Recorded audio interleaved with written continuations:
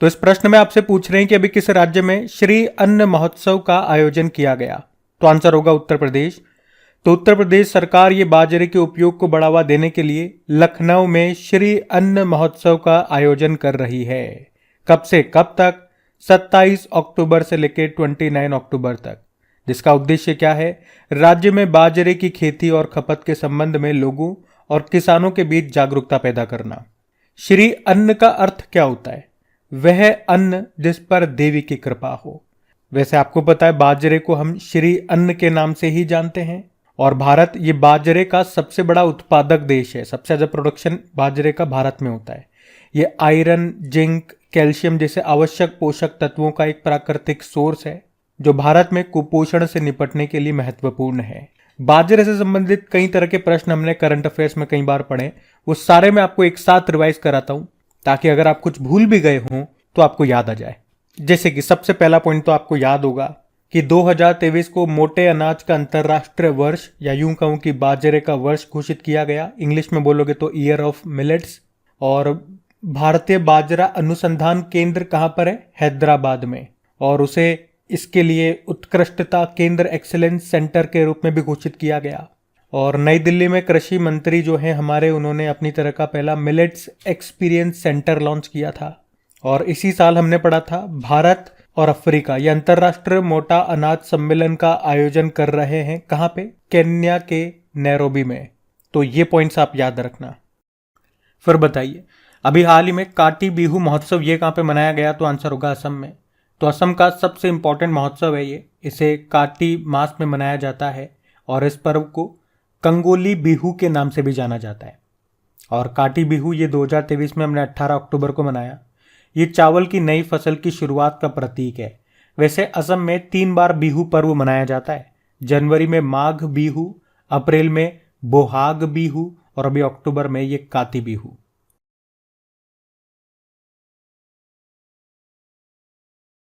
तो इस प्रश्न में आपसे पूछ रहे हैं अभी अक्टूबर 2023 में किसे उड़ीसा का नया राज्यपाल नियुक्त किया गया? तो आंसर होगा रघुबर दास को। तो अभी हमारी जो राष्ट्रपति हैं द्रौपदी मुर्मू जी, उन्होंने रघुबर दास को उड़ीसा का गवर्नर नियुक्त किया है।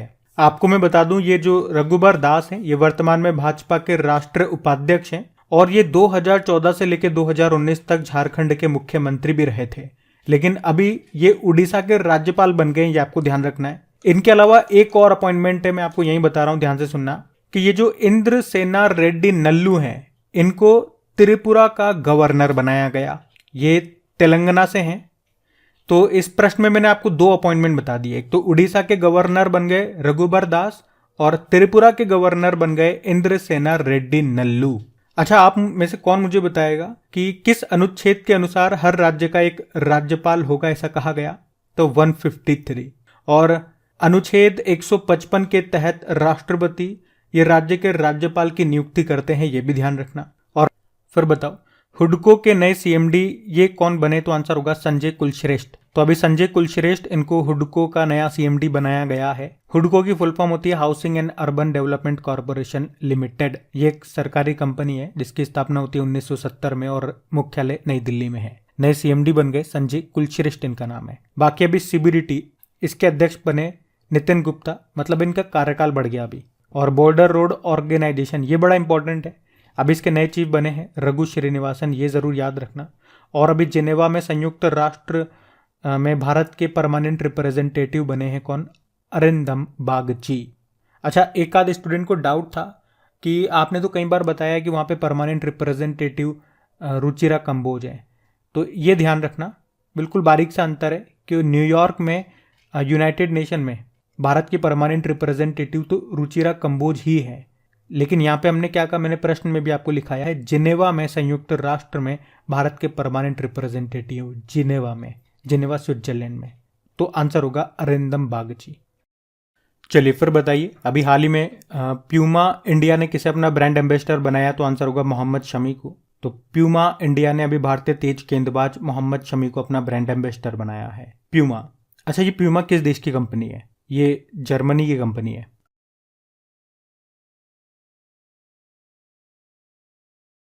चलो फिर बताओ, अभी हाल ही में आईएसओ सर्टिफिकेट पाने वाला देश का पहला महिला पुलिस स्टेशन कौन सा बना? तो आंसर होगा भोपाल।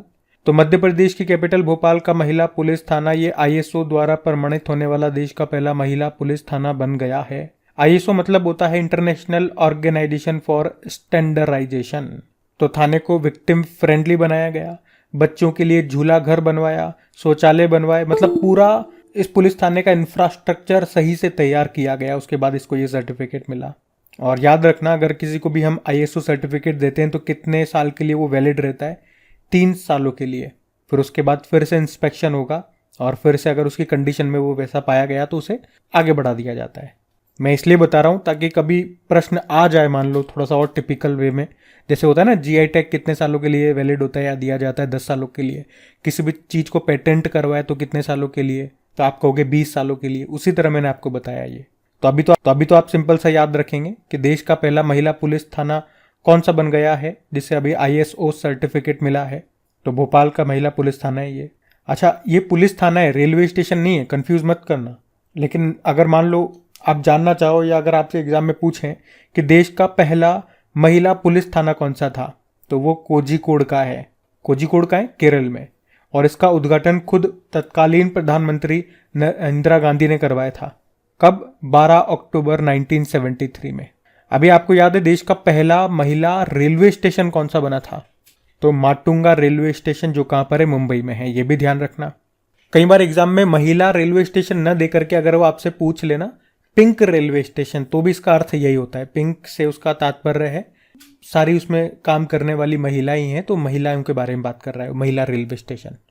फिर बताइए, अभी हाल ही में प्रधानमंत्री नरेंद्र मोदी ने देश की पहली सेमी हाई स्पीड क्षेत्रीय रेल सेवा का उद्घाटन किया। इसका नाम क्या है? तो आंसर होगा नमो भारत। तो अभी प्रधानमंत्री नरेंद्र मोदी ने अभी 20 अक्टूबर को भारत की पहली सेमी हाई स्पीड क्षेत्रीय रेल सेवा का उद्घाटन किया। मतलब इसके पहले चरण का, इसके पहले फेज का भी उद्घाटन किया है और इसका नाम है नमो भारत। ये जो रेल है इसका नाम है नमो भारत, जिसे रैपिडेक्स के नाम से भी जाना जाता है। ये भी ध्यान रखना। उद्घाटन कहां पे किया या कहां से हरी झंडी दिखाई? तो साहिबाबाद से। अब बिल्कुल ध्यान से सुनना, 2-3 चीजें हैं वो आपको ध्यान रखनी है। ये जो रेल है, ये जो ट्रेन है, ये दिल्ली गाजियाबाद मेरठ कॉरिडोर पे चलेगी, जिसकी टोटल लंबाई कितनी है? 82 किलोमीटर है इस कॉरिडोर की लंबाई। दिल्ली से मेरठ के बीच में जहां ये चलेगी वो मैं आपको बता रहा हूँ 82 किलोमीटर। लेकिन अभी इसके पहले फेज, पहले चरण का उद्घाटन किया गया जिसमें ये चलेगी केवल 17 किलोमीटर तक। कहां से कहां?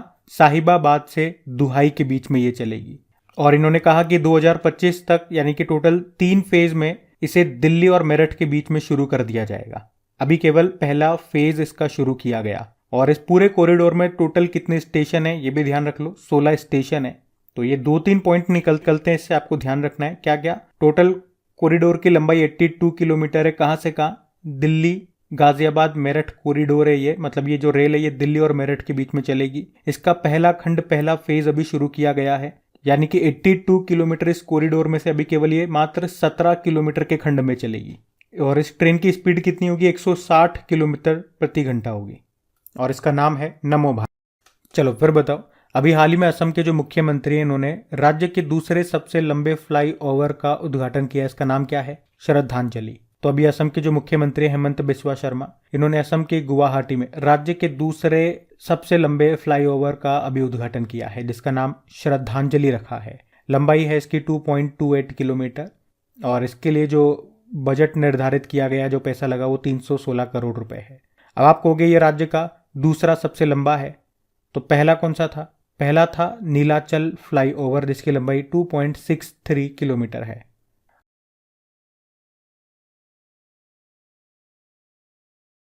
तो इस प्रश्न में आपसे पूछ रहे हैं, अभी हाल ही में जारी ग्लोबल रिमोट वर्क इंडेक्स 2023 में शीर्ष पे कौन सा देश है? तो आंसर होगा डेनमार्क।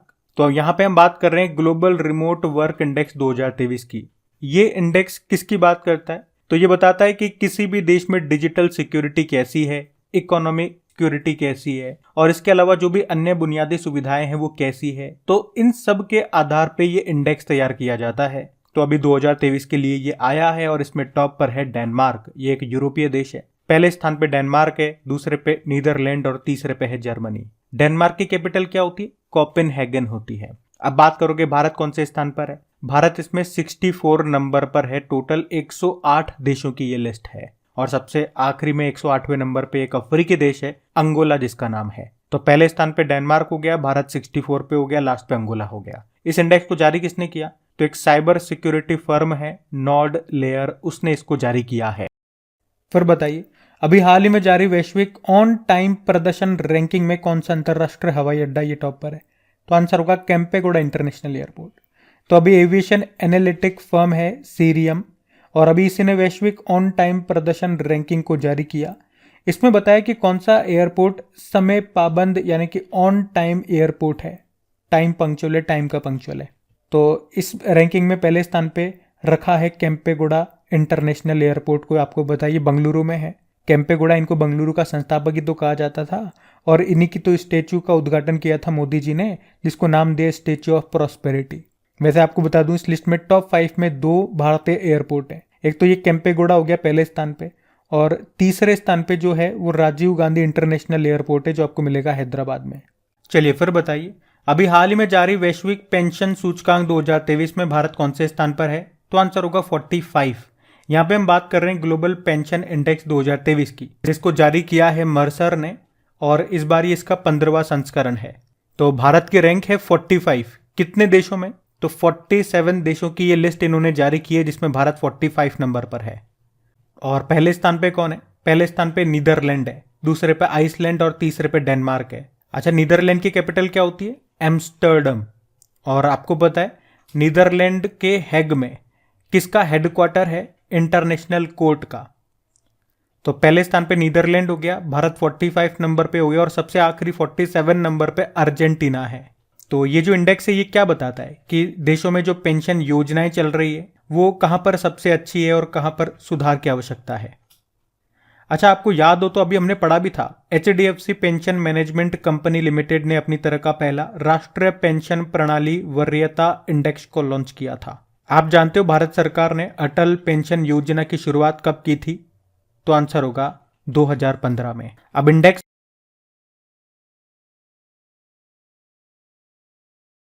अगला प्रश्न देखो कि चौथे पैरा एशियाई खेलों में भारत के ध्वजवाहक कौन है? तो आंसर होगा अमित सरोहा और पारुल परमार।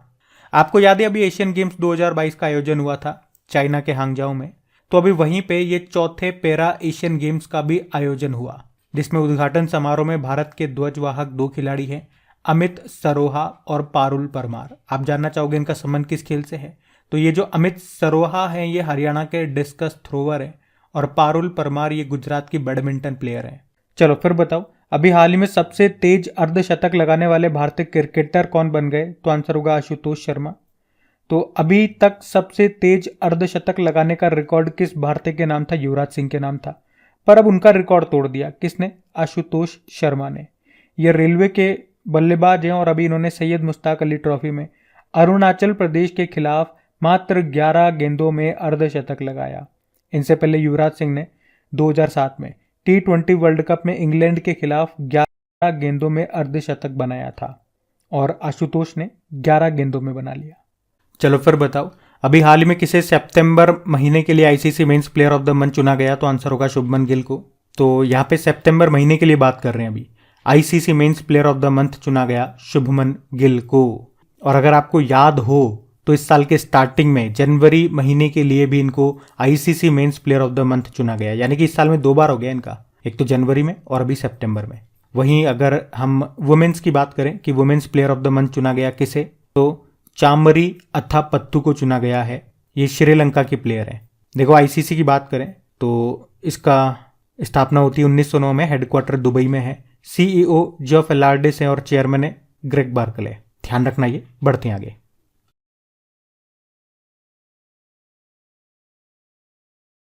चलिए फिर बताइए, अभी हाल ही में विश्व ऑस्टियोपोरोसिस दिवस ये कब मनाया गया? तो आंसर होगा 20 अक्टूबर को। तो हर साल वर्ल्ड ऑस्टियोपोरोसिस डे ये 20 अक्टूबर को मनाया जाता है। तो ऑस्टियोपोरोसिस ये एक रोग है, और इसमें क्या होता है, हड्डी हमारी बहुत कमजोर हो जाती है। देखो, ऑस्टियो का मतलब होता है हड्डी, पोरोसिस का मतलब होता है कमजोर होना। तो ऑस्टियोपोरोसिस रोग में जो हड्डी होती है बहुत कमजोर हो जाती है, इतनी कमजोर हो जाती है कि हल्की से अगर चोट लग जाए तो वो टूट जाती है, फ्रैक्चर हो जाती है। और बात करें इस बार की थीम क्या है? Build better bones. अच्छा, यहाँ पे हड्डियों से संबंधित कुछ साइंस के प्रश्न हैं जो मैं आपको एक बार रिवाइज कर रहा हूँ। ये सभी प्रश्न आपके कहीं ना कहीं एग्जाम में पूछे जाते हैं, तो बिल्कुल ध्यान से सुनना। अगर आपसे पूछा जाए कि जो रिकेट्स रोग है ये किस विटामिन की कमी से होता है, तो विटामिन डी की कमी से होता है, जिसे कैल्सीफेरोल भी कहते हैं। रिकेट्स, इसमें क्या होता है, वही हड्डी कमजोर हो जाती है और बच्चों के अंदर ये रोग होता है।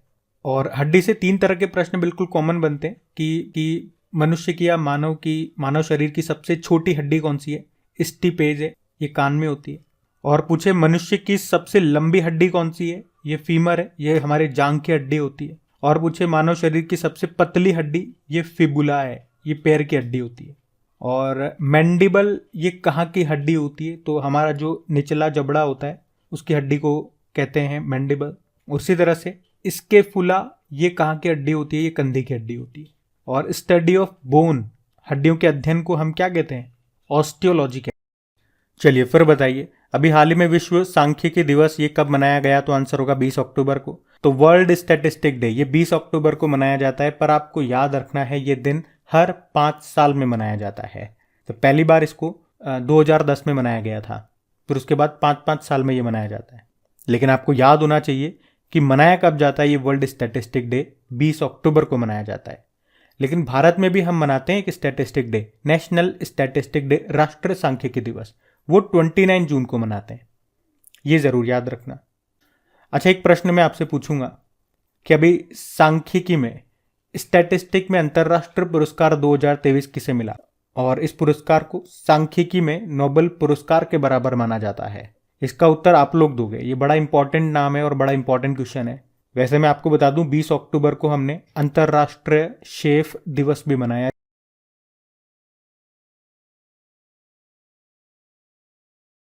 फिर बताइए, अभी हाल ही में रिवर्स स्विंग नाम की बुक को किसने लिखा, तो आंसर होगा अशोक टंडन ने। तो इस बुक का पूरा नाम है the reverse swing colonialism to cooperation book, जिसे लिखा है अशोक टंडन ने। और अभी इसे लॉन्च किसने किया, हमारे जो पेट्रोलियम मंत्री हैं हरदीप सिंह पुरी ने। इस किताब में आजादी के बाद से ऐतिहासिक घटनाओं और भारत ब्रिटेन संबंधों में आए परिवर्तन के बारे में बताया गया है। तो इसको लिखा है अशोक टंडन ने। अच्छा, चेतना मारू का नाम न्यूज में था। इनकी एक बुक है वेस्टर्न लेन। यह भी न्यूज में क्यों थी, क्योंकि 2023 बुकर पुरस्कार के लिए इन्हें शॉर्ट लिस्ट किया गया है इनकी इस बुक को, और ये भारतीय मूल की लेखिका हैं, इसलिए इनका नाम न्यूज में था।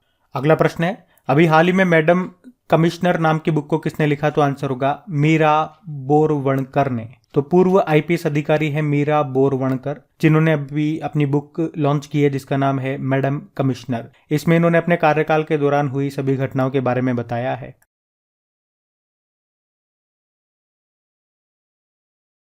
चलो फिर बताओ, अभी अक्टूबर 2023 में नासा ने किस क्षुद्र ग्रह के अध्ययन के लिए अंतरिक्ष यान लॉन्च किया, तो आंसर होगा साइकी। तो अभी नासा ने साइकी नाम से एक मिशन लॉन्च किया है।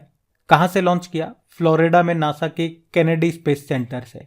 एक्चुअली में साइकी एक क्षुद्र ग्रह है, एस्टेरॉयड है, जो बहुत ही कीमती माना जाता है। इसमें कई सारा लोहा है, निकल और सोना वगैरह है। तो अभी नासा ने इसी की स्टडी के लिए ये जो मिशन लॉन्च किया है, इसी का नाम साइकी रख दिया, उस क्षुद्र ग्रह के नाम पे रख दिया साइकी। और आपको बता दूं, ये पृथ्वी से खोजा गया 16वां क्षुद्र ग्रह है। अच्छा, मैं अगर आपसे पूछूं कि नासा ने मनुष्यों को चांद पर उतारने के लिए कौन सा मिशन शुरू किया, तो आर्टेमिस मिशन शुरू किया है, और उसमें एक महिला भी भेजेगा ये, जिसका नाम है क्रिस्टीना कोच। वैसे क्षुद्र ग्रहों की बात हुई है, एस्टेरॉइड्स की, तो एक प्रश्न काफी एग्जाम में आता है कि जो एस्टेरॉइड बेल्ट है ये किन के बीच पाई जाती है, तो ये मंगल और बृहस्पति यानी कि मार्स और जुपिटर के बीच में पाई जाती है। चलो फिर बताओ, अभी प्रधानमंत्री नरेंद्र मोदी ने इसरो को कब तक एक स्वदेशी अंतरिक्ष स्टेशन स्थापित करने का लक्ष्य दिया, तो आंसर होगा 2035। तो अभी प्रधानमंत्री नरेंद्र मोदी ने इसरो को 2 लक्ष्य दिए हैं। एक तो उन्होंने कहा कि एक तो हमारा खुद का स्पेस स्टेशन होना चाहिए, और इसको बनाने का लक्ष्य दिया कब तक, 2035 तक बनाना है। और हमें मानव को भी चांद पर भेजना है, इसका भी लक्ष्य तय किया गया, 2040 तक भेजना है। वैसे आपको पता है अंतरिक्ष में पहले से एक स्पेस स्टेशन है, जो आपका इंटरनेशनल स्पेस स्टेशन है, उसे कब स्थापित किया गया था, 1998 में अमेरिका और रशिया ने। लेकिन अभी नासा ने कह दिया इसे बंद कर दिया जाएगा, 2030-31 तक हम इसे बंद कर देंगे। वैसे चाइना ने भी अपना स्पेस स्टेशन बनाया है, जिसका नाम रखा है तियांगोंग। और अब भारत ने भी कह दिया कि हमें भी बनाना है, कब तक? 2035 तक।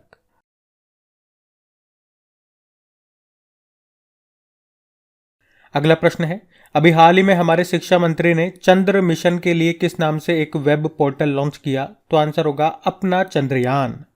तो अभी हमारे जो शिक्षा मंत्री हैं धर्मेंद्र प्रधान, उन्होंने अपना चंद्रयान नाम से एक नया वेब पोर्टल लॉन्च किया है।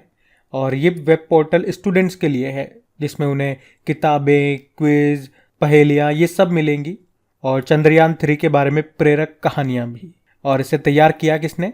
NCERT ने। जिसका उद्देश्य क्या है? छात्रों के बीच लर्निंग को बढ़ावा देना और अंतरिक्ष अन्वेषण को बढ़ावा देना। अच्छा, चंद्रयान 3 की बात हुई है तो एक बार फिर हमें मौका मिला चंद्रयान 3 के बारे में रिवीजन करने का।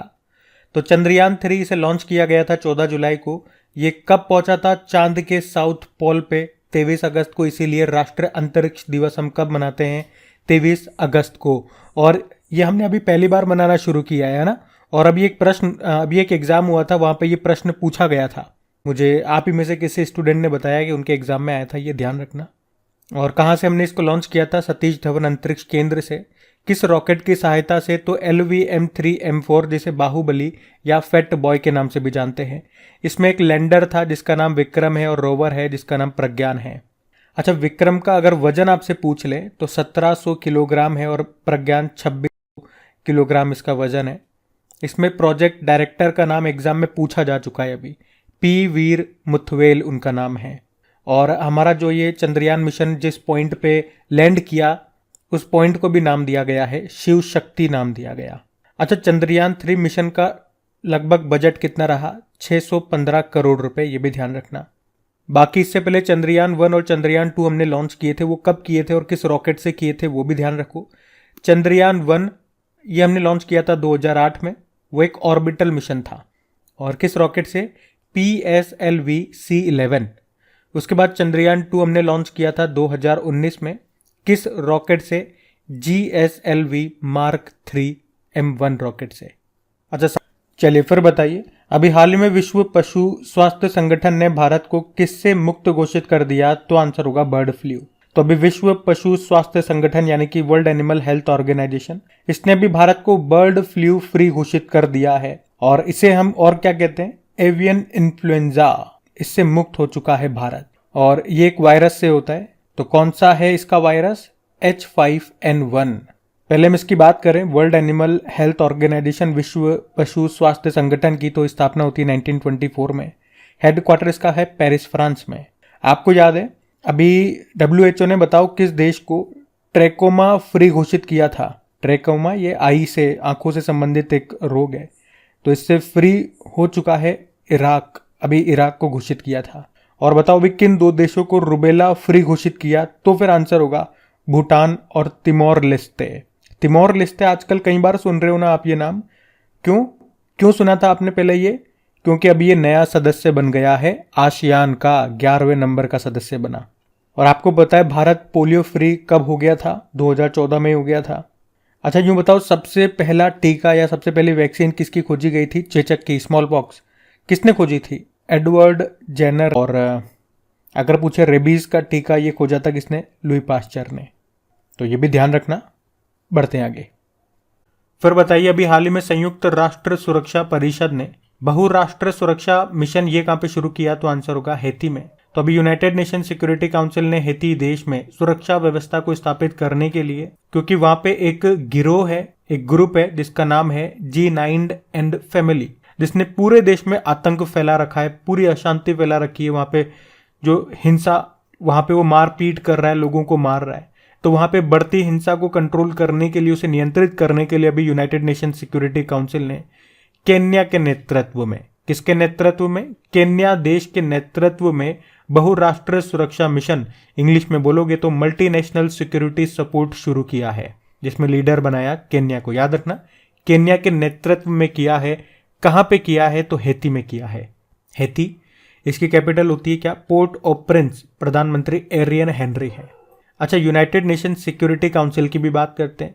इसमें टोटल 15 मेंबर होते हैं। 5 इसमें परमानेंट मेंबर होते हैं और 10 नॉन परमानेंट मेंबर होते हैं, जो हर 2 साल के लिए चुने जाते हैं। लेकिन जो 5 परमानेंट हैं वो तो हमेशा के लिए हैं। कौन कौन है? यूएस, रशिया, चीन, यूके और फ्रांस। इनके पास एक कौन सी शक्ति है जो सबसे इंपॉर्टेंट है, जिसे कहते हैं आप वीटो पावर, ना करने की शक्ति आप बोल सकते हो। जैसे कोई भी बात हुई, कोई भी बिल आया, तो अगर किसी एक ने भी मना कर दिया तो फिर वो पास नहीं होगा, वो बात नहीं मानी जाएगी। तो ये ध्यान रखना आप। बढ़ते हैं आगे। फिर बताइए, अभी हाल ही में किसने यूरोपीय संघ का सखारोव पुरस्कार 2023 जीता? इंपॉर्टेंट क्वेश्चन मार्क करना है इसे। आंसर इसका होगा जीना महसा अमीनी। तो अभी यूरोपीय संसद के जो अध्यक्ष हैं रॉबर्टा मेत्सोला, उन्होंने 2023 सखारोव पुरस्कार के विजेता की घोषणा कर दी है। और किसे चुना गया है? जीना महसा अमीनी को। ये ईरानी महिला है। कहां से है? ईरान से है। ये ईरानी महिला है। और मैंने ऐसे क्यों बोला थी? क्योंकि इनका पिछले साल 16 सितंबर 2022 को निधन हो गया। ईरान की धार्मिक पुलिस की हिरासत में उनकी मृत्यु हो गई थी। और पुलिस ने गिरफ्तार क्यों किया था उनको? तो ईरान में महिलाओं के लिए जो ड्रेस कोड है उसका विरोध किया था इन्होंने, इसीलिए। और उसके बाद ही आपने कई बार पढ़ा होगा न्यूज में, पेपर में, कि ईरान में विरोध चल रहा है, महिलाएं विरोध कर रही है। उसका कारण यही है। तो इनका नाम याद रखना, जीना महसा अमीनी को। इनको मिला है 2023 का सखारोव पुरस्कार। आपके एग्जाम के लिए ये इंपॉर्टेंट है पॉइंट।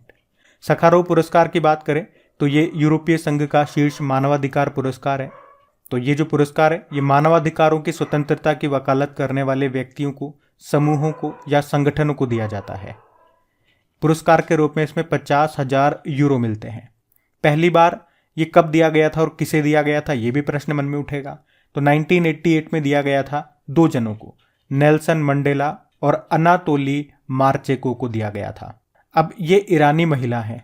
अब आपको याद आएगा कि अभी एक और ईरानी महिला न्यूज में थी, बहुत इंपॉर्टेंट अवार्ड उनको मिला था, जिसे हम कहते हैं शांति का नोबेल पुरस्कार। अभी 2023 का मिला था उनको। उनका नाम है नरगिस मोहम्मदी। तो अब ये 2 ईरानी महिलाएं आपको याद रखनी है। ये मोस्ट इंपॉर्टेंट है, मैं फिर से दोहरा रहा हूं। ईरान की एक महिला नरगिस मोहम्मदी, इनको मिला शांति का नोबेल पुरस्कार। और ईरान की एक महिला जीना महसा अमीनी, जिनको मिला 2023 का सखारोव पुरस्कार। बाकी स्वाति नायक, अभी नॉर्मन ई बोरलॉग फील्ड पुरस्कार 2023 इनको मिला था। और नॉर्मन ई बोरलॉग आप जानते हो, विश्व में हरित क्रांति का जनक इन्हें कहा जाता है। वैसे भारत में किसे कहा जाता है? MS स्वामीनाथन को, जिनका अभी कुछ समय पहले निधन हुआ था। बाकी रवि कन्नन, अभी रेमन मैग्सेसे अवार्ड 2023 इनको मिला था, एशिया का, जिसे नोबेल पुरस्कार कहते हैं। वैसे ये 4 एशियाई लोगों को मिला है, जिसमें से ये भारतीय हैं रवि कन्नन। का तीसरा स्टील्थ विध्वंसक जहाज ये भारतीय नौसेना को सौंप दिया गया। इसका नाम बताओ। तो आंसर होगा INS इम्फाल। तो प्रोजेक्ट 15B। तो इस प्रोजेक्ट के तहत कितने जहाज तैयार किए जा रहे हैं? तो याद रखना, प्रोजेक्ट 15B में भारतीय नौसेना के लिए 4 स्टील्थ गाइडेड मिसाइल डिस्ट्रॉयर ये तैयार करने हैं, जिसमें से जो अभी लॉन्च हुआ या अभी जो सौंप दिया गया भारतीय नौसेना को, ये तीसरे नंबर का है। पहला दूसरा भी बता दूं और चौथा भी आपको बता दूं। तो पहला INS विशाखापट्टनम था, दूसरा INS मोरमुरगांव, तीसरा ये INS इम्फाल हो गया और चौथा INS सूरत है। और इसका निर्माण कहाँ हुआ? Mazagon dock ship builders limited, Mumbai में। तो ये ब्रह्मोस सुपरसोनिक क्रूज मिसाइल और लंबी दूरी की सतह से हवा में मार करने वाली मिसाइलों से लैस होंगे। अच्छा, ये तो प्रोजेक्ट 15B हो गया। इसी तरह से आपने प्रोजेक्ट 15A भी सुना होगा। उसके तहत 3 जहाज बनाए गए, जिनके नाम है INS कोलकाता, INS कोच्चि और INS चेन्नई। और एक प्रोजेक्ट 75 भी आपने सुना होगा। इसके तहत 6 स्कॉर्पियन क्लास की सबमरीन पनडुब्बियां बनाई गई। वो 6 के नाम भी मैं आपको बता दूं: INS Kalvari, INS Khanderi, INS करंज, INS वेला, INS वागीर और INS वागशीर। तो यहाँ पे मैंने प्रोजेक्ट आया तो तीनों प्रोजेक्ट मैंने आपको बता दिए, प्रोजेक्ट 15B, प्रोजेक्ट 15A और प्रोजेक्ट 75। ये आप ध्यान रखना। और भारतीय सेना की बात है तो हमारे नेवल चीफ कौन है? R हरि कुमार। और नौसेना दिवस हम मनाते हैं 4 दिसंबर को। और इस बार नौसेना दिवस परेड का आयोजन ये कहाँ पे किया जाएगा, या नौसेना जो समारोह है उसका आयोजन कहाँ पे होगा? महाराष्ट्र में जो सिंधुदुर्ग किला है वहां पे।